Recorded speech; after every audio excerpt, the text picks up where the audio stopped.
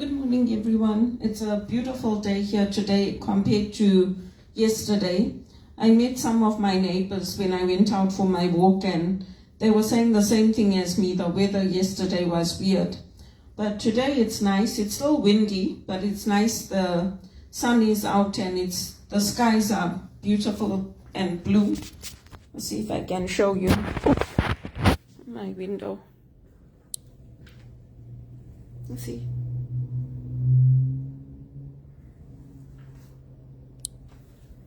And we're very lucky here. They do the outside cleaning of the windows for us, because obviously we can't go outside and clean the outside of the windows on the balcony. So that was nice. And I listened to the Mass yesterday online, and what Father was saying is true. Everybody has problems in life. Everybody has things that we need to deal with. But he was just reflecting on how Mary hurried and she went to help Elizabeth. And I think that's true of all of us who are Christians. We are held accountable, that we're there to help others and to be there for others. But we also need to take time for ourselves and to care for ourselves. And I was thinking back on all the people who I've had the opportunity to help in my life, all the people that God brought into my life to help. Starting at TD, when I worked for Warren Bell, I was his executive assistant on a temporary basis. Then I worked for Ed Hawara, Michael Stein, Teresa Bowman, Jean de Gagne, and all their teams. I helped all of them.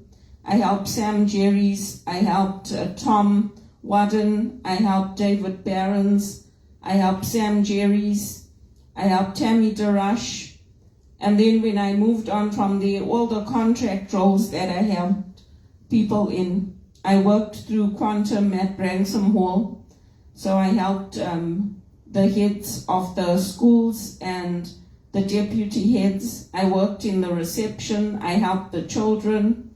I helped the parents. Sometimes the parents used to come in to talk to me about their children or the special needs that they had. And then all the different banks I worked in, I had the opportunity to help to implement new IT systems at CIBC. I helped to put together marketing communications. I helped to put together new rollouts of merging of IT programs. At BMO, I helped to track stories of success stories for HR. I helped to implement new IT systems. At the time they were using success stories, so I helped with that.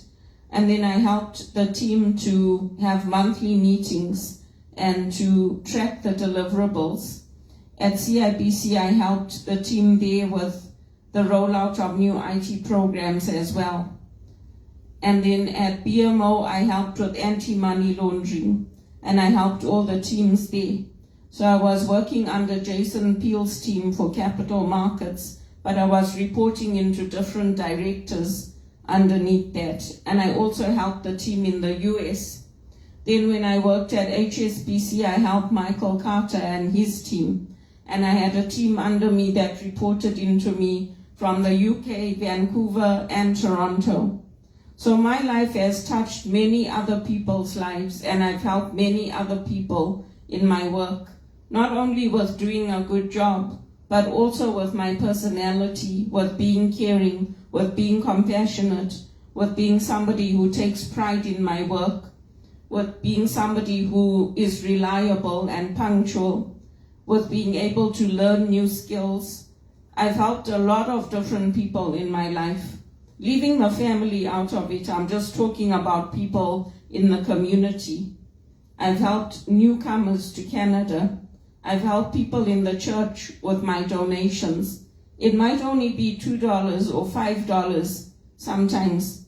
It might only be using my skills to help in the church. But my life has touched many other people's lives, just like everybody else. And I've tried to be a good person and to do the right thing. And I would hope that all of these people that I'm mentioning, all of them would go out and put my name out there to all of their colleagues, all of their contacts, all of their friends, all of their family, to tell them this woman, Belinda Fernandez, she's looking for a job, not only here in Canada, but also in England, in America, in Hong Kong, in Ireland, in Singapore. If all of them can do that for me, I'm sure I will land a job, and I'm sure I'll land a good paid job. Because I didn't have to organize a party for Jean de Garnier and his wife when they adopted their baby girl. I didn't have to be there for them. I didn't have to do any of the things that I did. But God gave me those opportunities to help people, and I took them, and I used them to the best of my ability. And even when I used to do things, some of the managers used to tell me, "Why are you cleaning Teresa's office? Leave it for the cleaners to do it." And I used to say, "No, it's okay, I'll do it because I'm here, I might as well just clean it." And all the other executive assistants looked up to me. They all used to come to me to get help, to get guidance, to find out how to do things. I want them to go and tell everybody about how good I was to them and what a good job I did and how I took pride in my work and what I did, so that I can get the help now and so that I can get a job, so that I don't have to keep asking people to lend me money, to give me money, so that I can start coming up and be the head and not the tail, be above and not beneath, be the one giving out the money instead of asking for the money, because I do deserve it. And many of these people that I'm talking about, people who are connected to me on a personal level, don't know them. And that's good, because they know what I did for them. Heather Edwards, Evan Mammoth.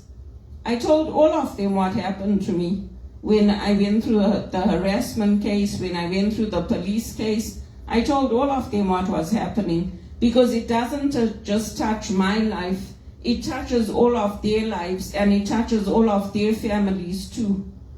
So they should also help me now, and they should also go out and tell people that they know me and that I'm looking for a job and that I want to work and that I'm capable of working and that I'm willing to relocate, whether it's to Singapore or Australia or Hong Kong or wherever it is, because that's the way that it works. Isn't that the way that the Bible worked?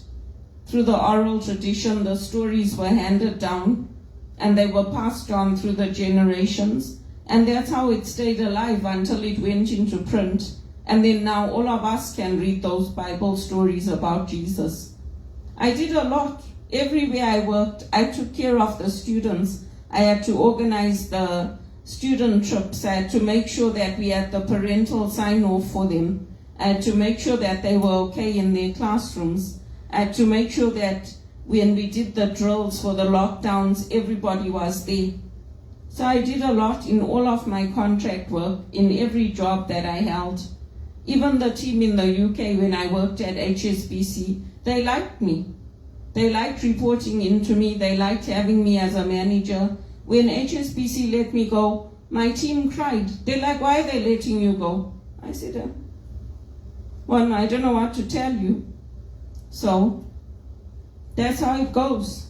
People like me, and people know me, and people trust me, and it's time that things worked out for me. This has got nothing to do with my mother, my sister, my brother. This is for me. This is about the effort I've put into this community and Canada, and the MPs and the politicians and the One Campaign, all the volunteering I've done. This is for me, because I deserve to get a good paid job, and I deserve to have those opportunities to do some of the things that I want to do, instead of always being put back into minimum wage, not being treated properly, being told we can't fix your ID, so we have to let you go. I don't deserve that, and believe you me, I saw it happening to other people too.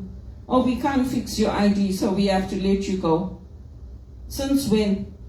I mean, if that's how little you value me as a worker and as an individual, then I want to find something where I'm more valued than that, because that's not fair to me.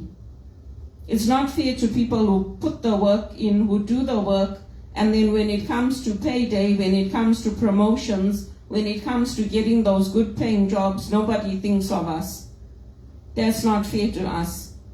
Whatever the personal situation is that people had, I didn't get involved in it. I didn't get involved in anything. I just took care of what I had to do. I tried to make their families comfortable. I tried to let their families know that I was there to support, to help, and that's it. I don't get involved with people personally. I don't have affairs. I don't carry on with people in the workplace, and I don't make friends with people in the workplace. Even the people that I worked with in Zimbabwe, I always did a good job for them, for Bahadas, for Narans, for the takeaways I worked at, the fast food places, the retail stores. I always did a good job, and there was no mar on my reputation. I was never accused of stealing or doing anything wrong or doing the company down, ever. Not in England, not in South Africa, not in Zimbabwe. I've done nothing to deserve what's happening to my life. Nothing. And I want to come up, I want to earn a good paid position, and I want to have that income coming in, and I want my John Maxwell to be successful and to have the income coming in from that, so that I can also go on transformational trips where they are at the schools in Zimbabwe or in other places, where they're meeting with world leaders who don't know how to transform the values so that they can get those good values from the Bible out into their communities. I also want to be there with John Maxwell and Roddy Galbraith and all of the people that I'm working with right now. I also want to have those opportunities to meet the Pope and to be there in the audience. I don't want to just watch Father James Martin doing it or somebody else doing it. I want to be there. I want to have those blessings on my life. That's what I want. And you can sit and you can talk to Jean de Gagné and ask him, who are the members on your team? Tony Aguilar, all of these people. Ask them to make a list of all the members on their team and who I helped, and then tell those people to go and tell 10 people about what a good job I did for them, and then tell those people to go and tell 10 people what a good job I did for them, and about how I worked and studied to get my HR designation, and then to get my master's, and to get my aromatherapy mixing and massage skills that I use to help people and to help myself.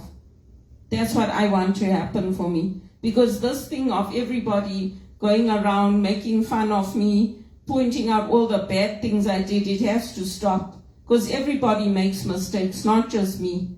Everybody makes mistakes when they're on the altar, when they're preaching, when they're teaching. Everyone makes mistakes. There's nobody that doesn't make mistakes.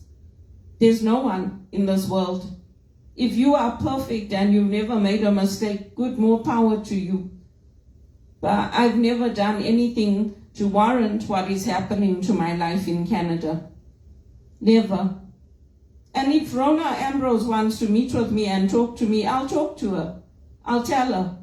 What you people did, what TD did to this country is awful. It's left a hurt so deep in those of us who worked to build up that bank that you will never understand it, because it was personal. It was our time, our effort. We got that bank to a place where it was the envy anybody who wanted to work at TD. And it's not easy to get into the banks. I'll tell her. I'm not afraid of the Conservatives. People are afraid of the Conservatives. I'm not. I know Joe Volpe. I'll tell him. I'll tell John Cretty, and he also knows me, because I went to Waterloo to try to set up a partnership for WITS. Instead of helping me to get those things going and supporting me, companies like EY and Deloitte and all of them, they're saying, oh, we wanted to do it. So if you wanted to do it, why don't you support me in what I'm trying to do, and Peter Maher and WITS University, instead of not helping me and putting red tape in the way, and then everything gets destroyed.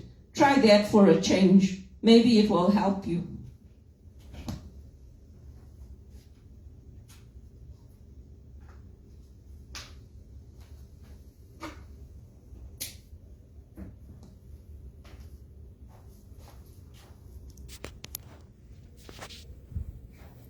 See what a nice day it is outside.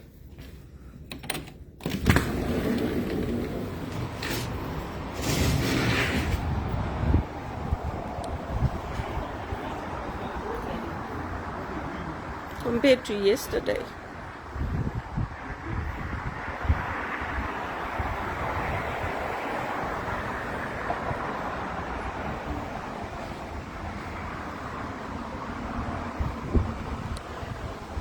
It's a beautiful day.